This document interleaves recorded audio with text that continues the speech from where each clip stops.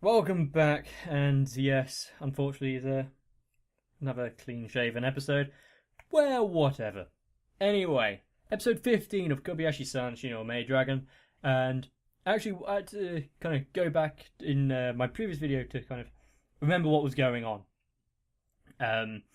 And upon re-looking at it, I realised that the end credit scene looked like there was a Christmas tree or some Christmassy type of events going on. So is this gonna be a Christmas based episode? Probably. I mean, what else is it gonna be? But yeah, something festive. Probably not the right time of year to be watching this because once again we are having a heat wave. So unless you're in Australia or somewhere, Christmas isn't meant to be exceedingly warm. Oh well, I'm gonna have to try and get into the spirit of things. So let me down a bottle of alcohol, have a row with my family, and just get into a bunch of arguments for no apparent reason, and overindulge. That's generally what the Christmas time period is about. Kobayashi-san is one of those times where you can just feel nice. So let's see if that helps.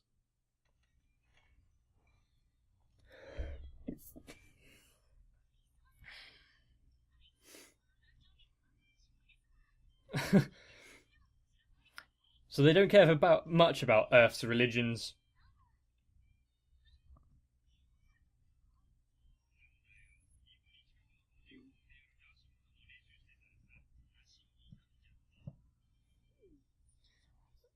Oh yeah, they've got to make Christmas a dinner, don't they? I'm guessing is Toru gonna substitute the meat with her tail or something?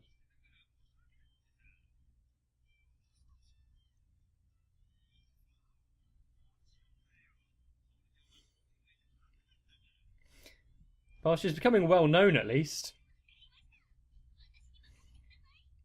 Whether that's for the best or not. But she looks pleased with herself, so how can we complain?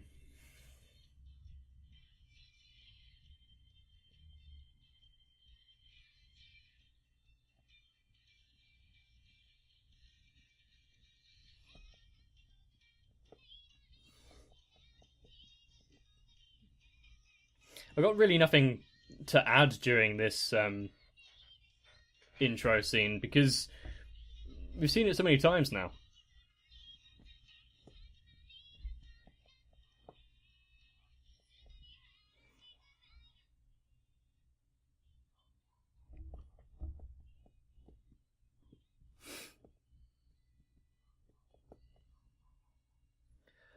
But yeah, this is going to be a Christmas episode, and how are the different dragons going to react to the change in the atmosphere of everything with the addition to like any district with all the decorations and the festivity and just people's interaction with each other around this period. And as we saw a few seconds ago, they're not particularly enraptured with Jesus or the whole reason behind Christmas originally. Well, yeah.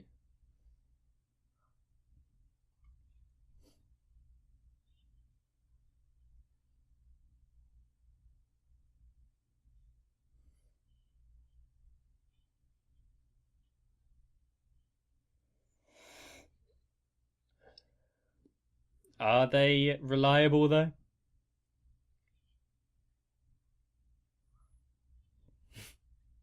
I did wonder why she was there.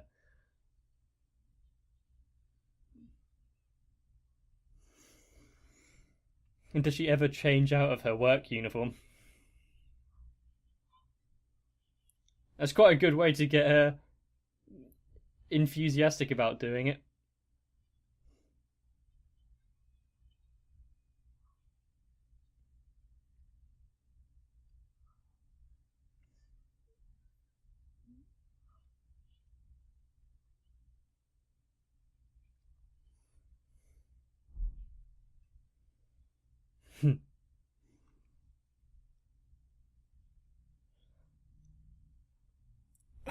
I was trying to figure out what was Fafnir's deal, because he doesn't seem to be very interested.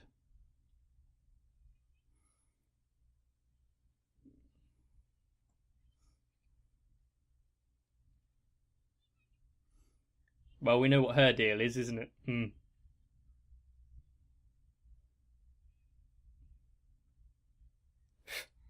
A free for all.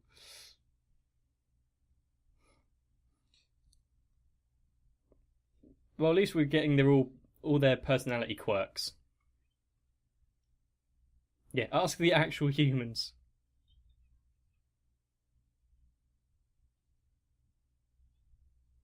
Well, not quite in an auditorium, but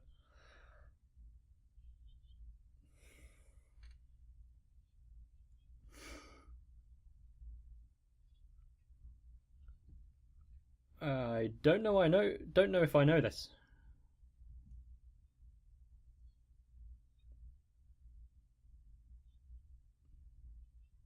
No, I don't know this. And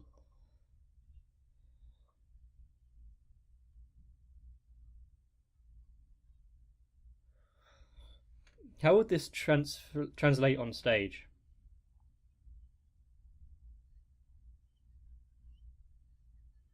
Wow, from this it seems like she's freezing to death, and she's going delirious.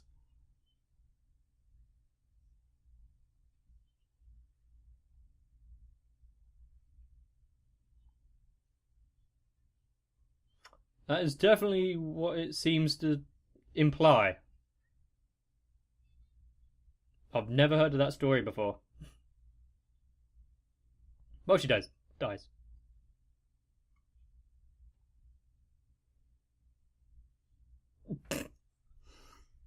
That's not what you're meant to take from the story.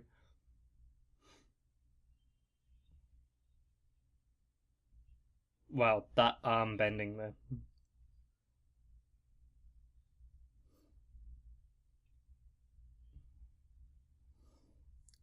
Good. It's probably best not to have Fafnir deliberately taking part.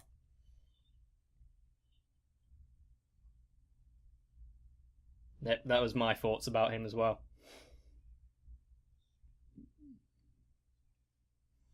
Well, it's gonna be either Kana or I can't remember her name anymore. Sai something, maybe.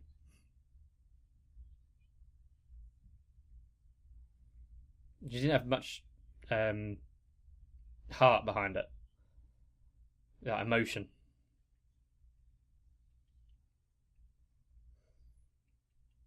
Put yourself in the moment as to what they're actually. Yeah, no. The story is calling for a humble, girl, not.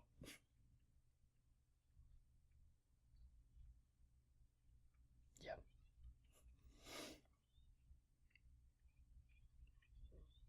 Not. Yeah.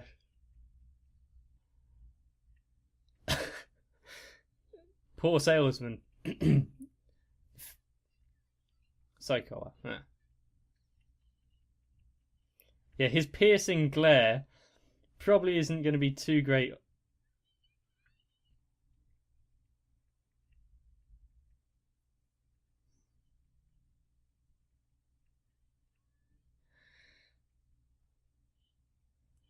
Well, you just give every single part to Shota. Yep.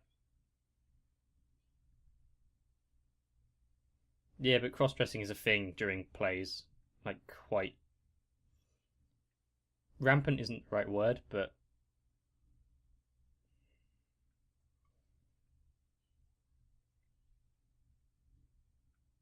Not the words I would use, but whatever.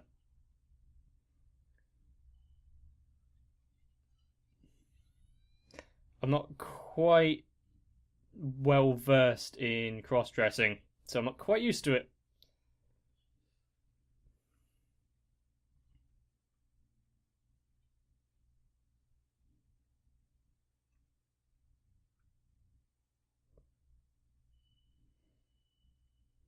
Of course.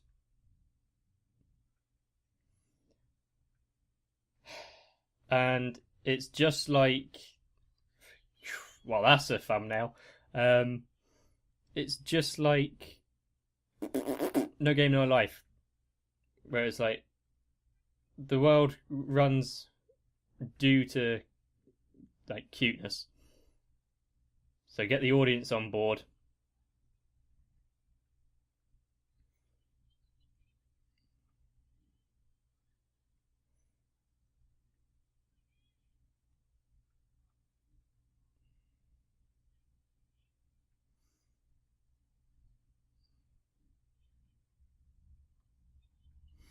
She's putting a lot of. Well, she seems to be taking her role seriously, at least.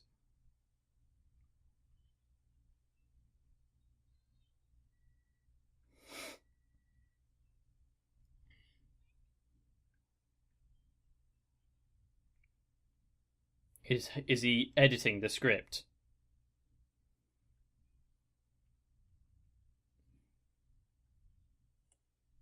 What are they doing to it? Of course. I'm glad she ignored it. Because it doesn't matter if it matches the current era. The problem is when people alter original material to make it fit in and just ends up ruining the source.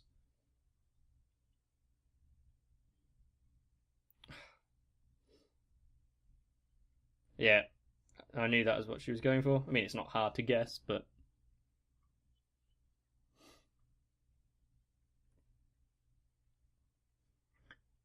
Well, don't worry, kids. He's also a master lockpick. If there's a window or a door, he can get in.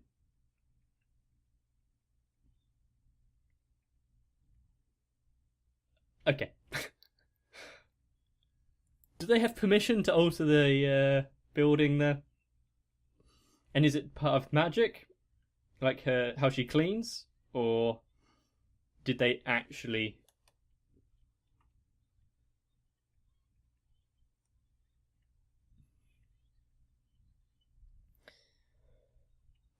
Why is she dressed like this? Oh, so... Okay. If Luca is playing the grandmother, she needs to dress a bit more reserved.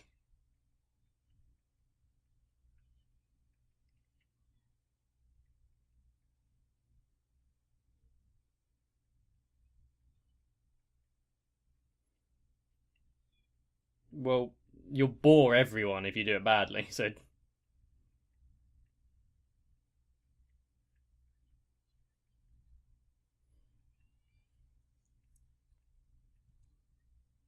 No, you're just adding in too much.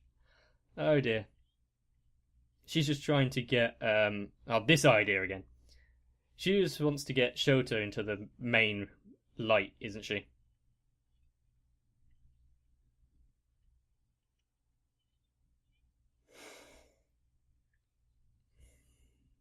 Hmm. And just add everything in. Why not? Give everyone a leading part. Make it completely unable. Make people completely unable to follow along with the script. That's gonna make a brilliant play, isn't it?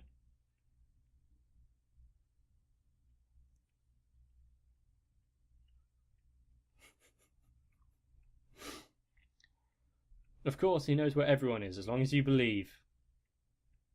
And as long as you've been good.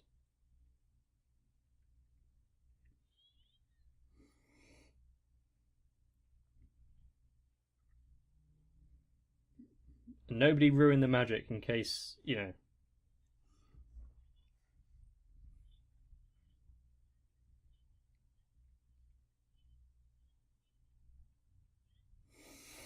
I really hope it goes well, but unfortunately, with their alterations, we'll find out.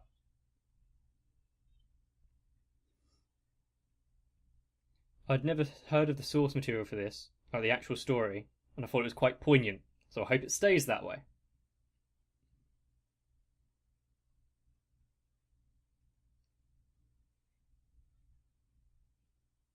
Hmm. anyone that knows the story is going to be like, what are they doing?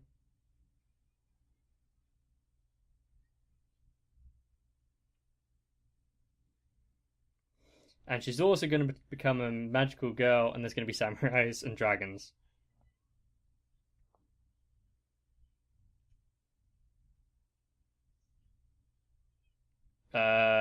Is the okay? It appears that this building doesn't have strict fire regulations. Of course. Too many chefs and all that. If you know the idiom.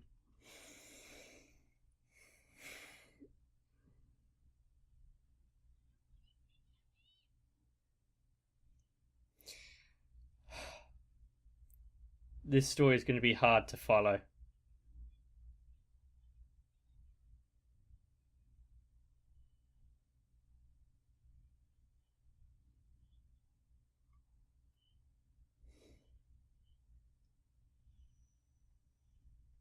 At least the special effects in this can be done relatively easily and quite well.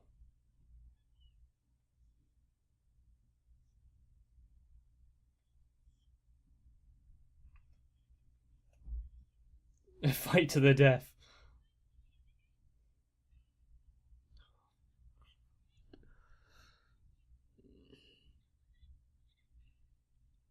Certain of the or some members of the audience are going to enjoy this.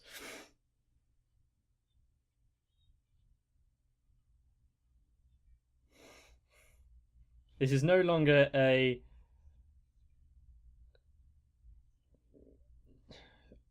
I don't want to use the same word again, but a poignant story about survival and loss. And it's just turning into an action epic.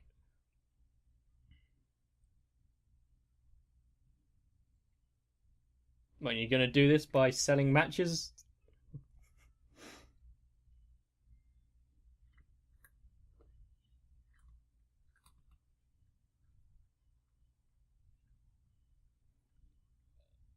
So, the story is she's now just killing people. She's eradicating the world of those that she doesn't deem worthy? Or, like,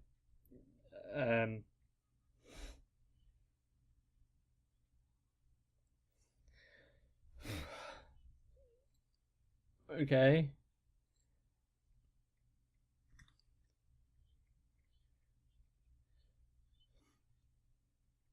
Yeah, is there anyone left that they haven't introduced? Ah, of course. I almost forgot about Toru.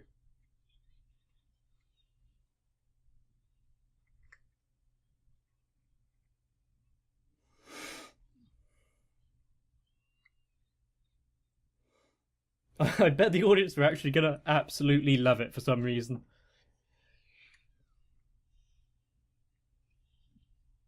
To be fair, yeah.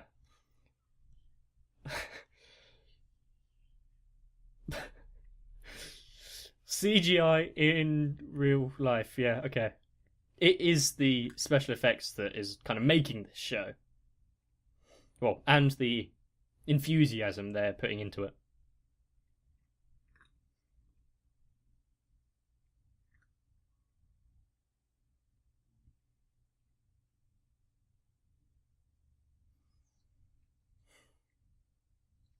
Well, she's just kind of proud of them that they managed to pull it off. Come on, Fafnir.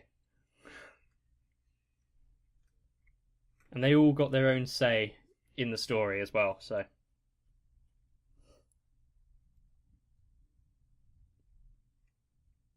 It became more of their own vision. So you gotta give them that, I guess.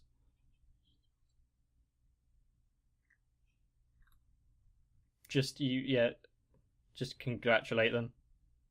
Hmm.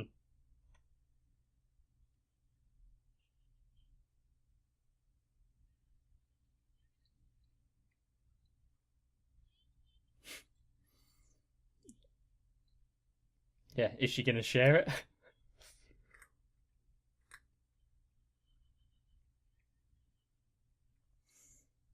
Well, she's got a job now. She should be earning money.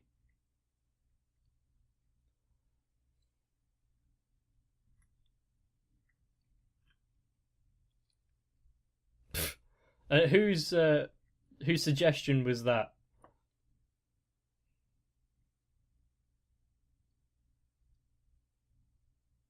And at what point did she pass out? I'm guessing pass out instead of falling asleep.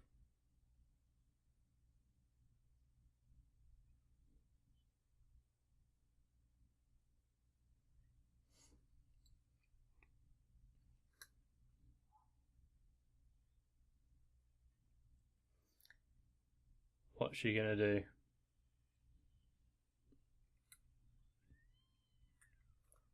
Well, okay. I hope Toru's disguising her presence during this. Well, I'm guessing with all the lights and everything that's out, it's going to look a bit better.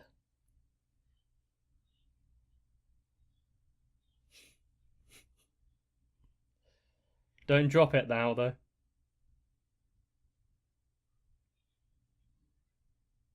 What was it?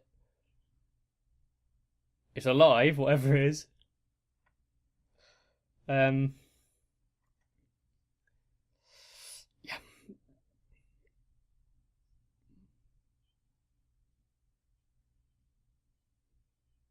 In case they ruined it. But it was kind of a... They did it their way and succeeded, so it was more of an accomplishment. Unfortunately, it was also more risky.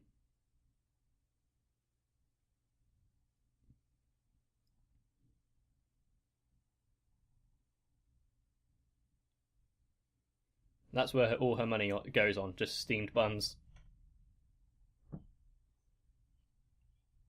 I don't think it would quite fit on her dragon form.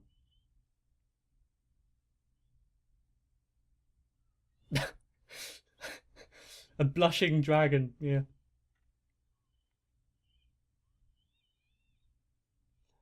Well, she'll probably try and catch her, so... Well, she's happy, isn't she? She's got her...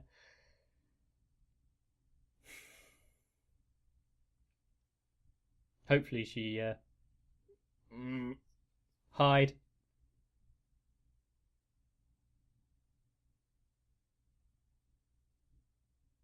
You gotta wait for a few... Yeah. Go to sleep, Kana.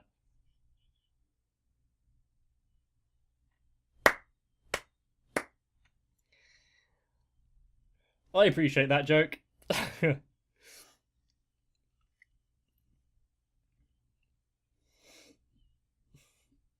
And anyone that has either been in or... Yeah, been in that situation on either end should appreciate it as well.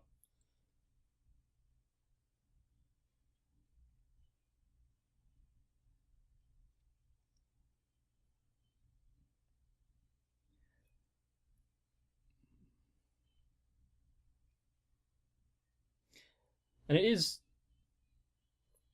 kind of strange at how well Kana is settling into the human child role, even being a super powerful dragon. And more willing to kind of accept and believe in human traditions than Toru seemed initially.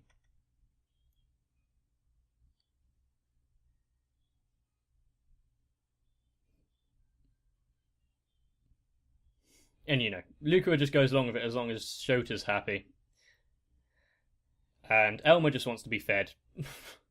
Include food and she'll probably do anything.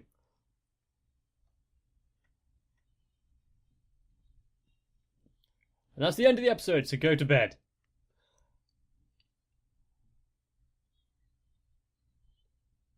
Okay.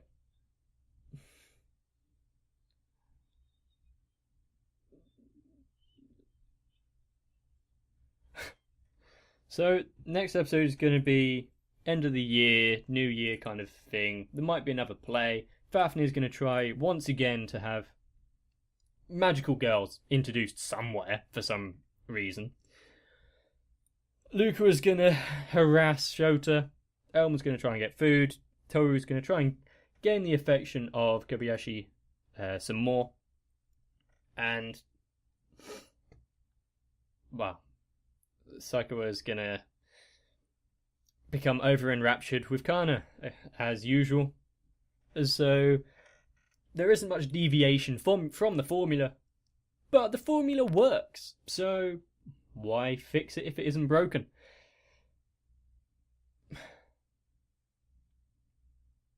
I mean, I feel like the story that has just been portrayed with the episode that has just finished, even if they weren't dragons, even if they were fairly familiar with all of Earth's customs and traditions and stories and etc., it would still work. It doesn't change anything, because that's not what it centers around.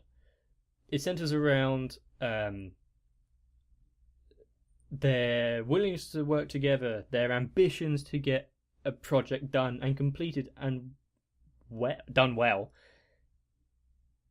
and their alterations to it were in the best interest of the play, even if it wasn't overall in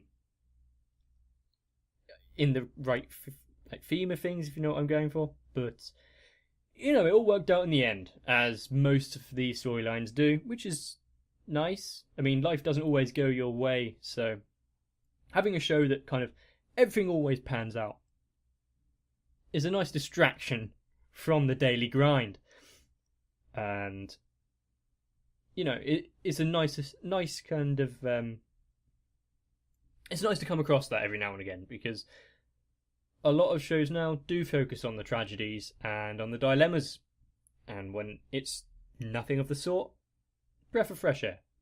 So I hope you enjoyed that episode, and I hope you come back again, because, well, if you ever need cheering up, Kobayashi is always a good place to stop by.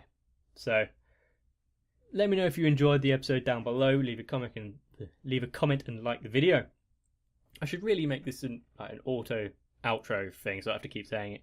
Anyway, subscribe to the channel if you haven't already. Click the notification icon so you don't miss anything. And I hope you guys have done pretty well for yourselves, have had a good day. That's about it. Trying to think of something else to add there, but no. I'll see you again.